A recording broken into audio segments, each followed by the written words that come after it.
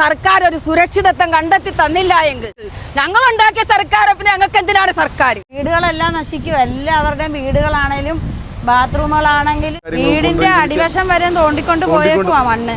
ഞങ്ങൾ ഈ തീരദേശ മേഖലയിൽ മൊത്തം ഭാഗ്യമായി തകർന്നു പോകുമെന്ന് സർക്കാരിനോട് ഞങ്ങൾ ആവശ്യപ്പെടുകയാണ്. പലരെയും ഞങ്ങൾ സന്ദർശിച്ചു, പലരെയും സമീപിച്ചു. ഇവരുടെ ശരിക്കും പറഞ്ഞാൽ ഇവരുടെ സങ്കടം കാണാതിരിക്കാൻ പറ്റില്ല. ഞങ്ങൾക്കിപ്പോൾ കയറി താമസിക്കാൻ പോലും ഒരിടമില്ലാത്ത സാഹചര്യമാണ്.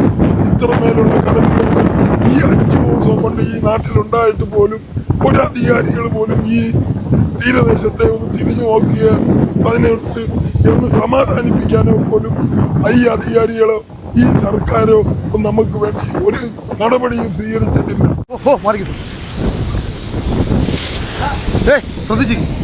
ഒരുപാട് സങ്കടത്തോടെയാണ് ഇന്നൊരു വീഡിയോ ചെയ്യുന്നത്. ഇപ്പൊ എൻ്റെ നാടിനോട് ചേർന്ന് നിൽക്കുന്ന ഒരു സ്ഥലമാണിത്. പാനൂർ എന്ന് പറയും. അധികാരികൾ തീർച്ചയായിട്ടും കണ്ണു തുറക്കേണ്ട ഒരു സമയം കഴിഞ്ഞിരിക്കുന്നു. ഇവിടുത്തെ വീടുകളുടെയൊക്കെ അവസ്ഥയാണ് നിങ്ങൾ കാണുന്നത്. ഈ കാണുന്ന ഒരു വീടാണ്, അതിൻ്റെ ഒരു പോർഷൻ മൊത്തം കടലാക്രമണത്തിൽ നശിച്ചതിൻ്റെ ഒരു കാഴ്ചയാണ്. ഞാനിപ്പോൾ നിൽക്കുന്ന പോലെ റിസ്ക്കിലാണ്. ഇത് കണ്ടില്ലേ, ഈ ഭാഗമൊക്കെ നിങ്ങൾക്ക് കണ്ടാൽ മനസ്സിലാവും. വളരെയേറെ സങ്കടത്തോടെയാണ്, ഇവർക്ക് ഉറങ്ങാൻ പോലും പറ്റാത്ത ഒരു സാഹചര്യത്തിലൂടെയാണ് ഓരോ ദിവസവും കടന്നു പോകുന്നത്.